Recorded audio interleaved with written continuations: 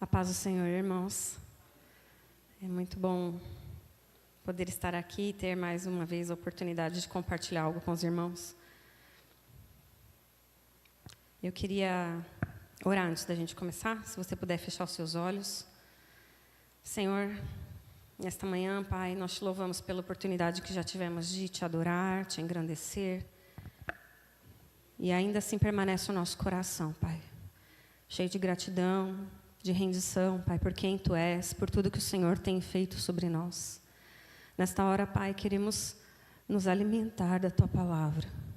Que os nossos corações estejam abertos, se haja um caminho aberto para a Tua palavra e terreno fértil, Senhor, para que ela seja semeada, acolhida e possa germinar, Deus. Em nome do Senhor Jesus Cristo, nós repreendemos, Pai, tudo aquilo que vem trazer distração, preocupação, tudo aquilo que vem trazer, Senhor, bloqueio na compreensão e na aceitação da Tua palavra. Nós declaramos que as nossas vidas são Tuas, em nome de Jesus. Da mesma forma, nossa mente e o nosso coração, Pai. Em nome do Senhor Jesus Cristo, nós Te louvamos, Pai. E Te agradecemos por este tempo. Amém. Aleluia. Hoje eu quero falar um pouquinho a respeito do que nós temos já falado desde novembro para cá. Nós temos entendido que somos uma igreja de famílias transformadas por Jesus, que levam o reino de Deus à nação, às nações, não só a esta nação. E eu quero falar um pouco a respeito da reconciliação de Deus conosco, de nós com Deus, na verdade, né? Deus vem falando a respeito disso no meu coração. Mas, antes de falarmos de reconciliação, nós precisamos falar sobre como se prepara o caminho para isso. Eu gostaria que você abrisse o texto de Isaías 40. O tema da minha pregação hoje é preparai o caminho ao Senhor, um caminho de reconciliação.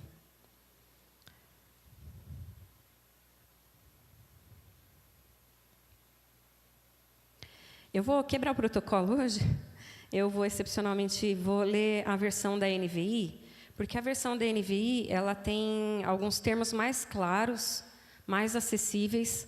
Não sei se o Alan conseguiu a versão da NVI. Conseguiu? Ai, bênção. Obrigada. E eu vou ler por trechos, tá bom? Hoje eu vou fazer diferente do que eu faço habitualmente. Eu gostaria de ler por trechos, porque eu vou ler o capítulo todo e a gente vai junto aos pouquinhos, aí sem perder o fio da meada. Tudo bem? Só para trazer o contexto do livro de Isaías, Isaías é um profeta. Ele viveu ainda no período em que os reis reinavam em Judá.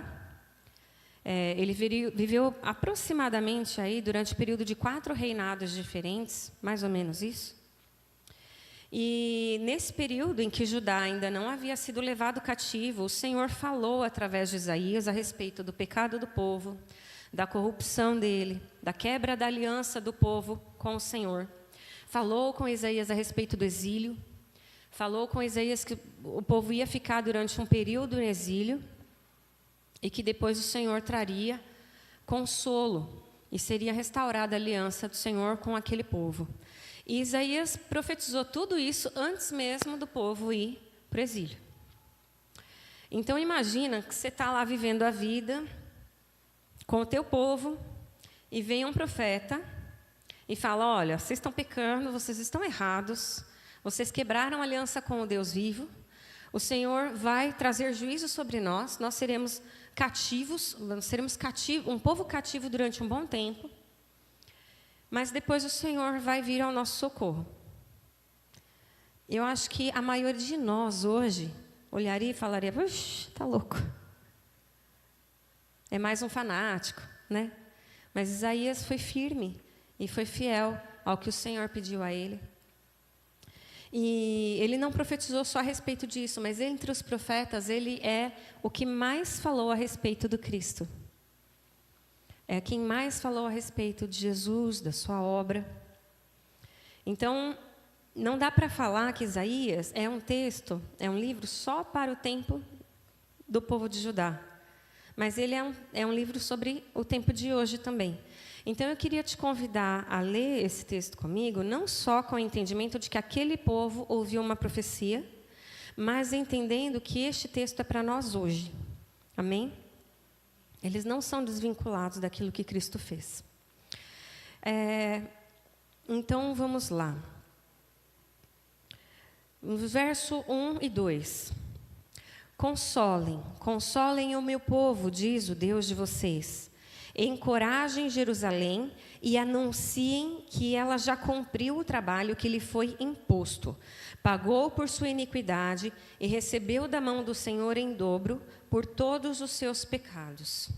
Aqui, Isaías começa a trazer um anúncio do consolo do Senhor ao povo que estava no exílio. Então, o povo viveu, né? O povo que ouve isso entende que vai viver o tempo de exílio, mas que o Senhor vem ao socorro dele. Do capítulo 40 em diante, Isaías começa a falar disso, do consolo, da redenção, do cuidado do Senhor sobre o povo que já pagou por aquele tempo. E aí nós vamos no verso 3. Uma voz clama, no deserto preparem um caminho para o Senhor. Façam no deserto um caminho reto para o nosso Deus. Todos os vales serão levantados, todos os montes e colinas serão aplanados, os terrenos acidentados se tornarão planos, as escarpas serão niveladas. A glória do Senhor será revelada e juntos todos a verão, pois é o Senhor quem fala. Então Isaías vem, ele traz assim, uma voz anuncia, olha, há um clamor aqui, para que vocês façam um caminho no deserto. O deserto deles não é um deserto planinho, né? Já não é uma paisagem muito estática, né? Na verdade, nada estática. O deserto não tem nada de estático. Ele modifica-se o tempo todo. Mas também não é um lugar de um terreno plano. O terreno que eles conhecem de deserto é muito acidentado. Tem montes, tem vales. E ele fala, olha, eu preciso que vocês façam um caminho reto ao Senhor.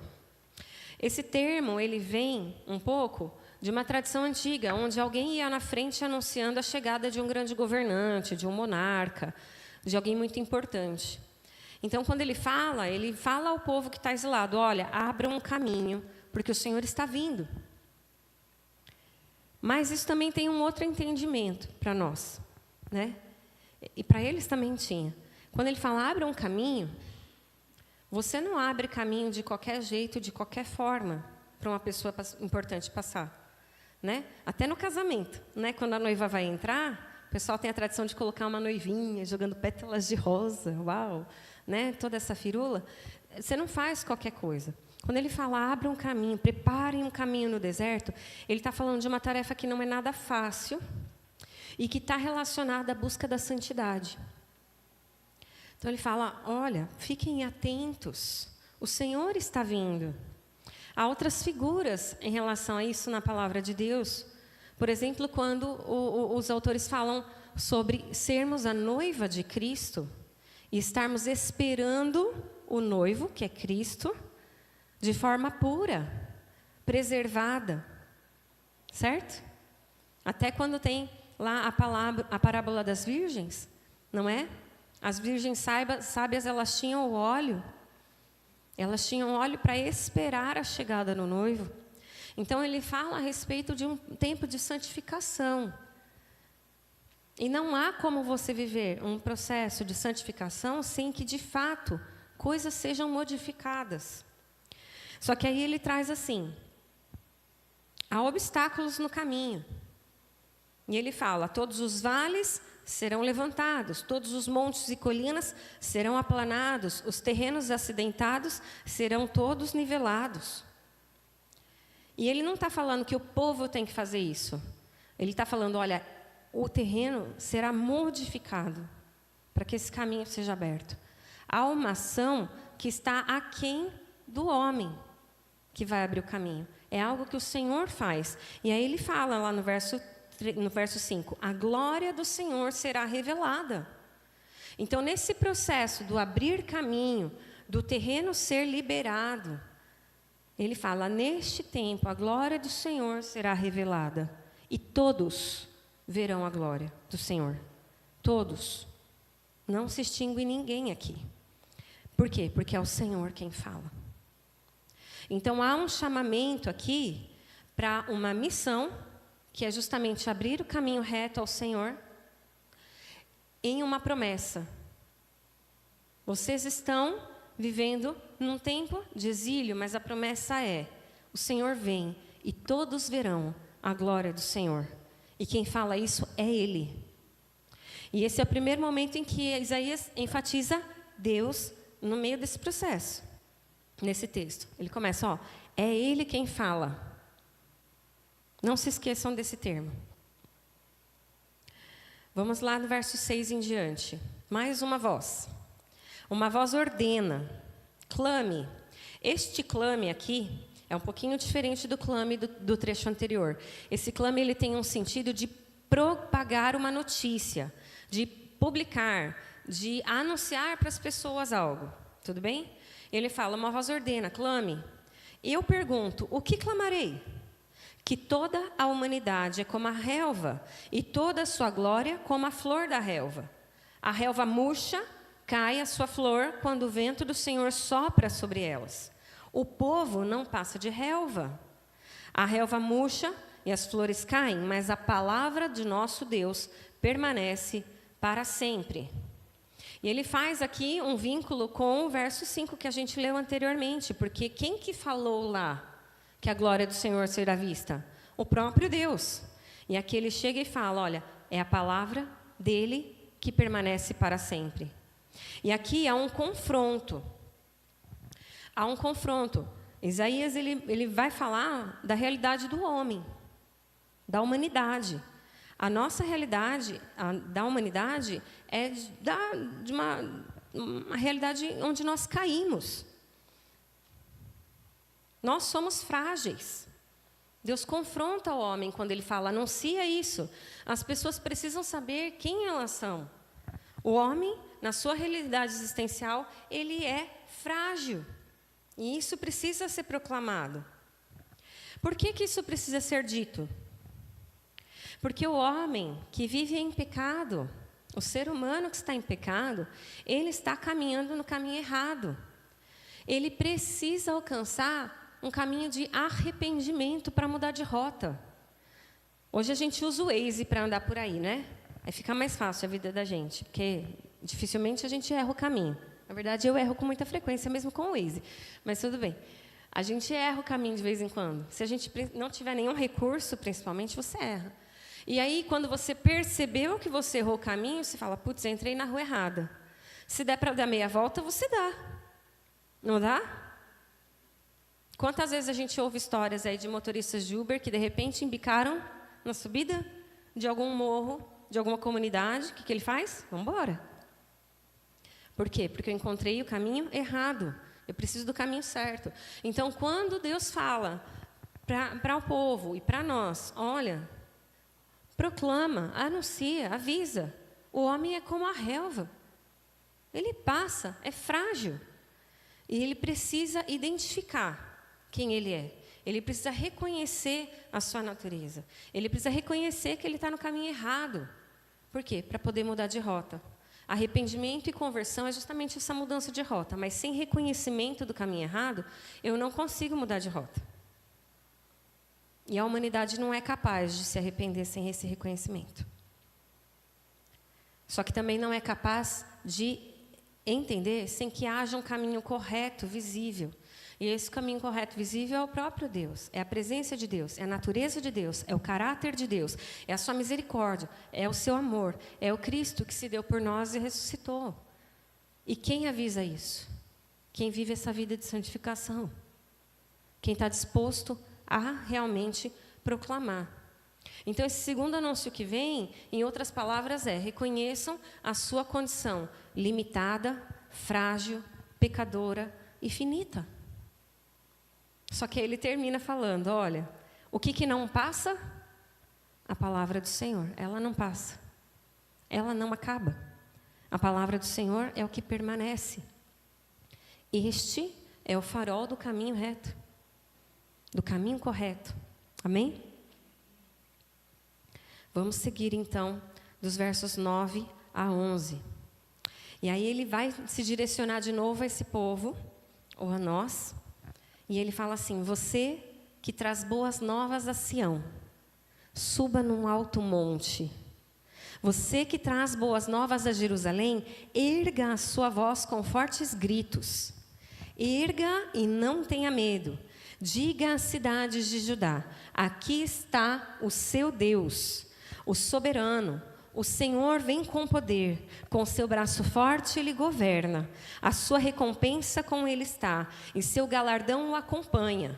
Como pastor, ele cuida do seu rebanho, com o braço ajunta aos cordeiros e os carrega no colo, conduz com cuidado as ovelhas que amamentam suas crias. Vamos ficar até aqui. Então ele vem e ele incentiva aquele que vai trazer as boas novas. Quem é que traz as boas novas? É aquele que estava abrindo um caminho reto. Amém? E aí ele faz menção a algo que se praticava no meio do povo de Israel. Ele faz assim, ó: suba num alto monte. Suba, erga sua voz com fortes gritos. Era comum, eu aprendi isso recentemente, achei o máximo. Era comum,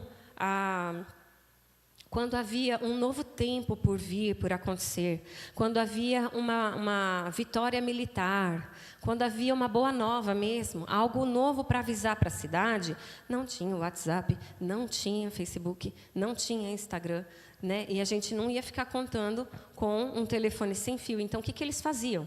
Eles subiam num alto monte, bem estratégico, e gritavam, bradavam lá de cima. Fico imaginando Davi voltando vitorioso da batalha, e alguém subir antes no alto monte e falar: ele venceu! E a cidade inteirinha conseguiu ouvir isso. É disso que ele está falando aqui.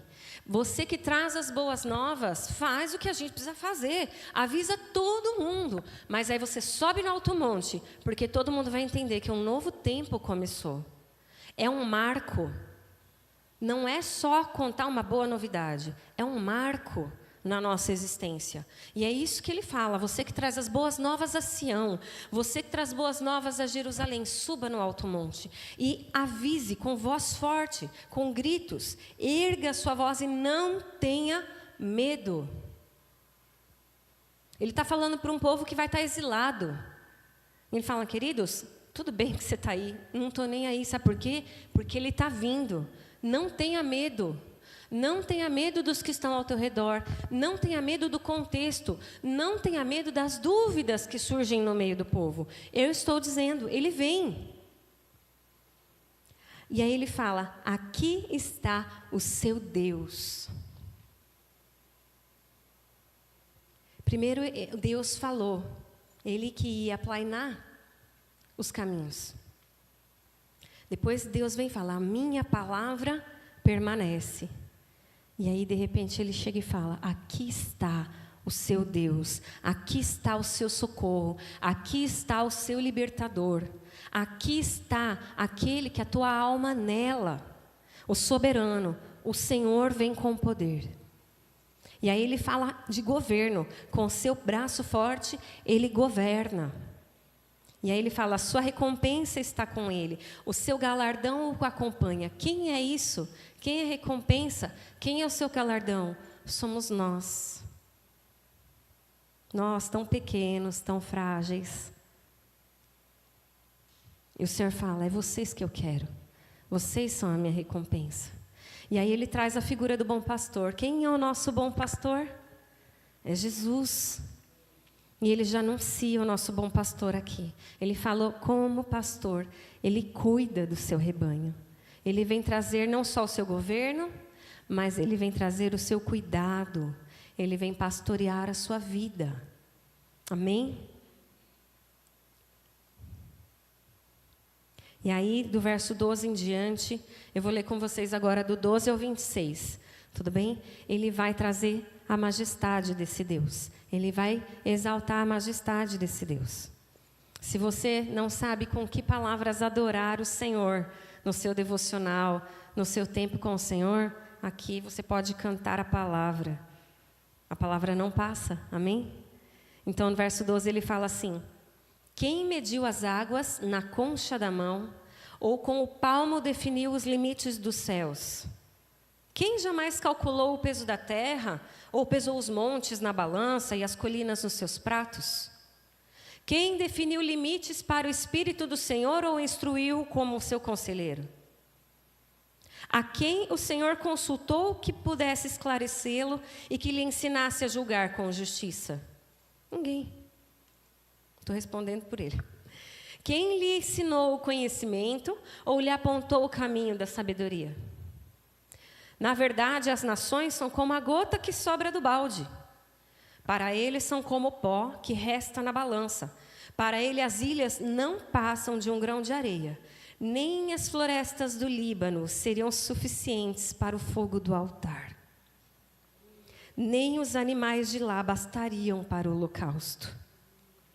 Diante dele, todas as nações são como nada. Para ele são sem valor e menos que nada. Com quem vocês compararão a Deus? Como poderão representá-lo? Com uma imagem que o artesão funde, que o ourives cobre de ouro, e para a qual amodela correntes de prata? Ou com o ídolo do pobre, que pode apenas escolher um bom pedaço de madeira e procurar um marceneiro para fazer uma imagem que não caia? É com isso que vocês vão comparar o Senhor? Verso 21, será que vocês não sabem? Nunca ouviram falar? Não contaram a vocês desde a antiguidade? É inadmissível aqui que o povo não tenha ouvido falar do Senhor, porque a ordem do Senhor foi: contem de geração a geração. Vocês não compreenderam como a terra foi fundada?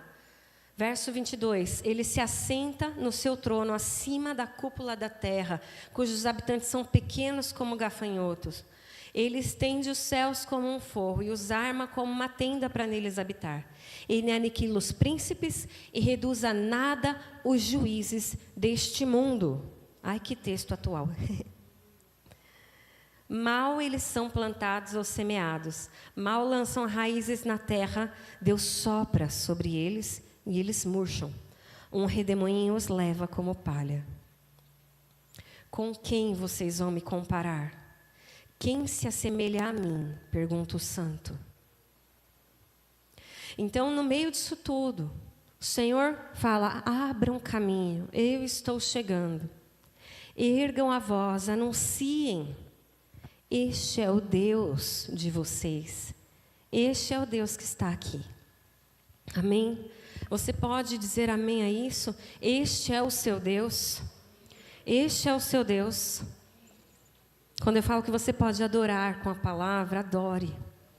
Porque aquilo que a tua boca professa, o Senhor honra. Professe a palavra do Senhor, amém?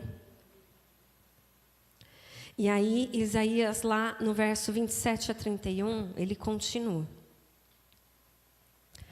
Por que você reclama, ó Jacó?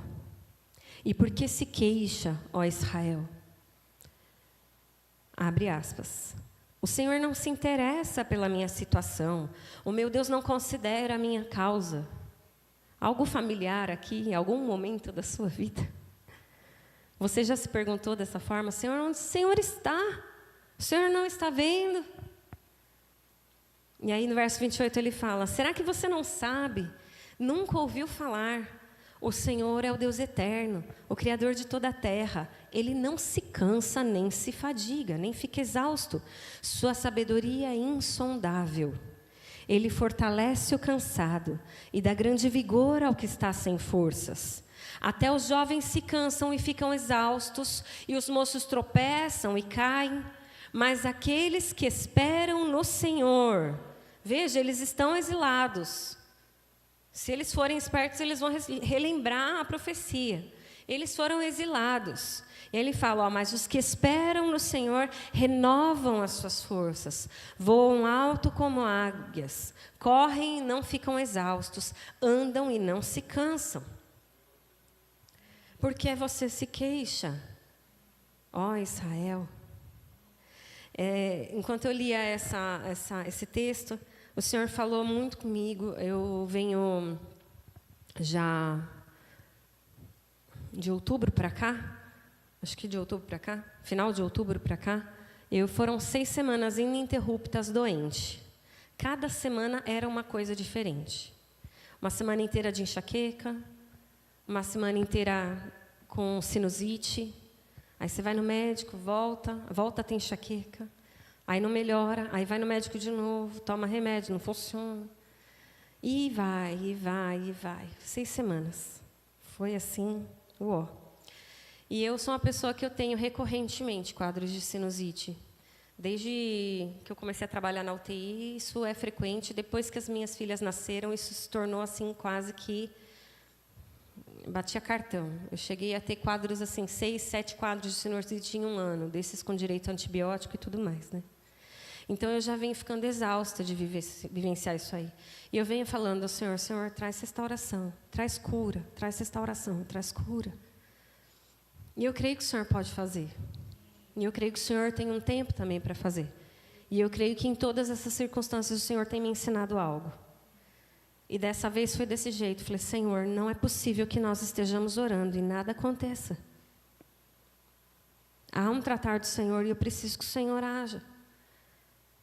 E quando eu li esse texto, eu me vi no corredor do hospital. E ao fundo eu vi os médicos. E o Senhor falou comigo, por que você continua olhando para eles e não para mim?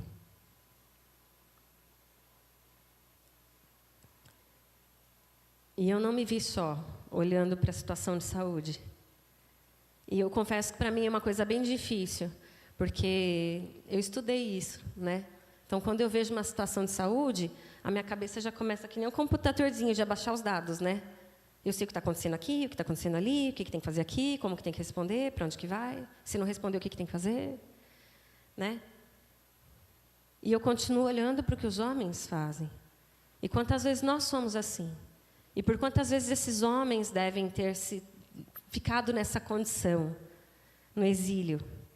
Porque, veja, o povo de Israel foi cativo no Egito. Deus mandou quem? Moisés. O povo de Israel precisava entrar na terra de Canaã. Quem liderou o povo? Josué. O povo precisava de um sacerdote que fosse íntegro e que conduzisse o povo nos caminhos do Senhor. Quem foi consagrado ao Senhor? Samuel. O povo queria um rei, mas Deus queria um rei segundo o seu coração. Quem Deus mandou? Davi. Uau! Quem vai ser o próximo? Qual é o próximo rei? Quem é que vai se levantar contra os nossos opressores? E o Senhor está falando justamente o contrário aqui.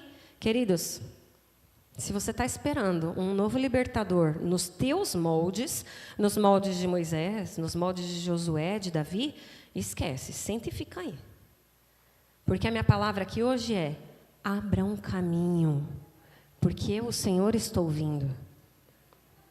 Vai ser diferente agora.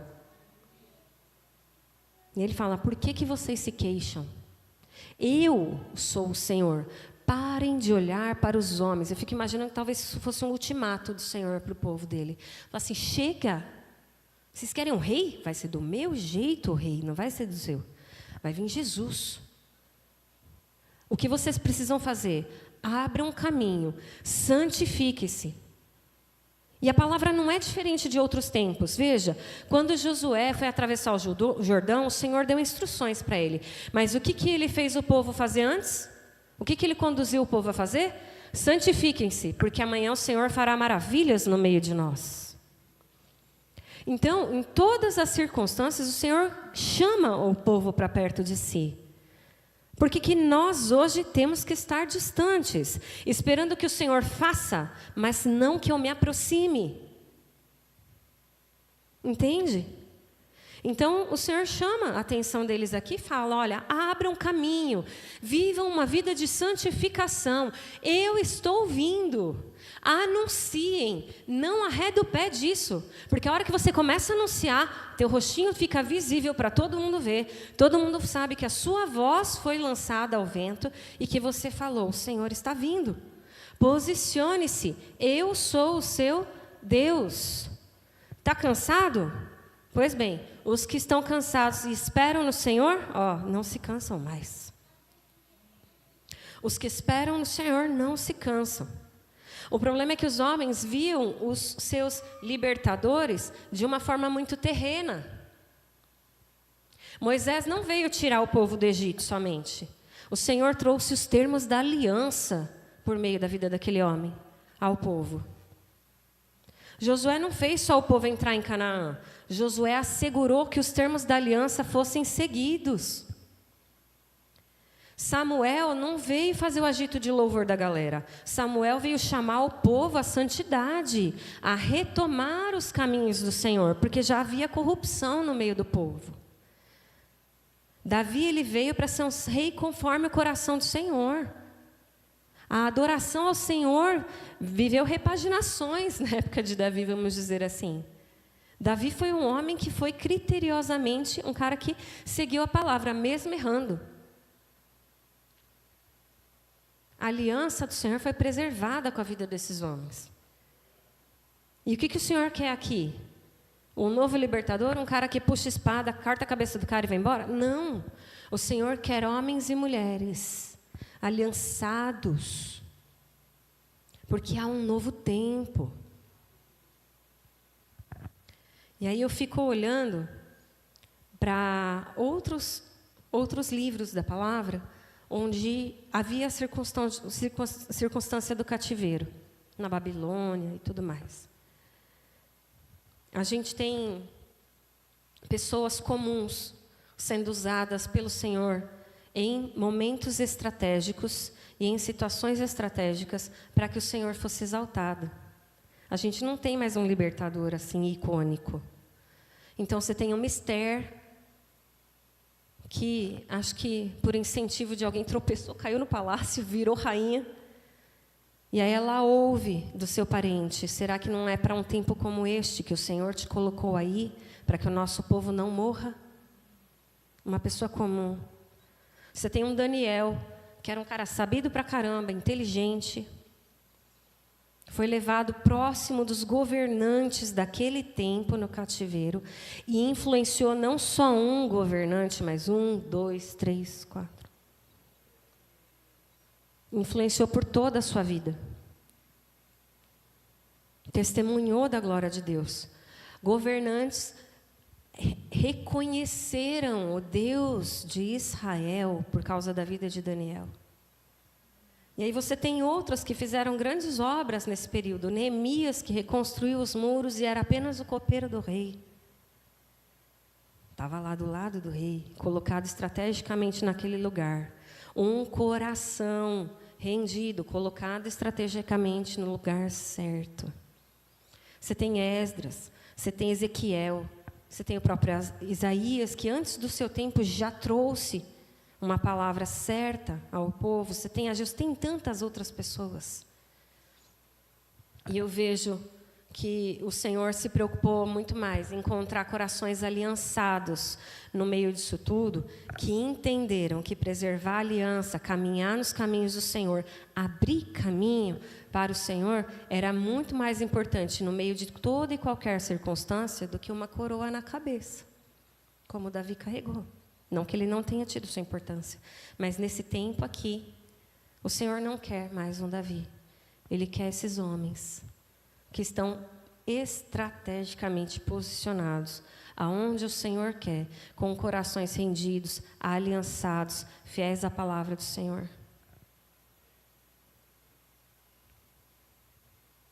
E aí, quem nós queremos ser neste contexto? Porque essa palavra é para nós hoje. O Senhor está falando: olha, abra um caminho. As pessoas não podem saber que o rei está vindo, ou melhor, se reconciliar com o rei sem saber que o rei está vindo. Concorda?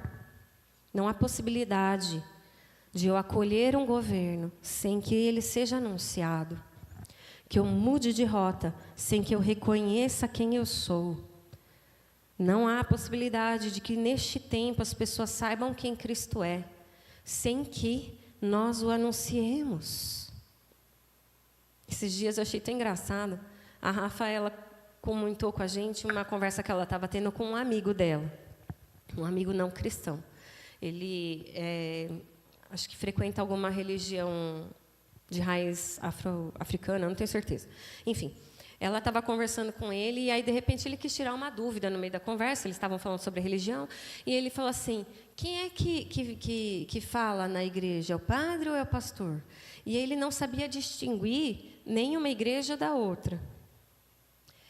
Porque as pessoas não estão buscando conhecer. Elas estão tão distraídas pelo diabo, tão distanciadas, tão atraídas por algo que de fato não preenche, que elas nem tomam conhecimento da existência de Deus. E quantos fora, porque nós somos uma nação predominantemente cristã, mas em outras nações, onde o cara nunca ouviu falar de Deus. Eu li o testemunho de uma indiana, uns dias atrás, eu estou quase no finalzinho já.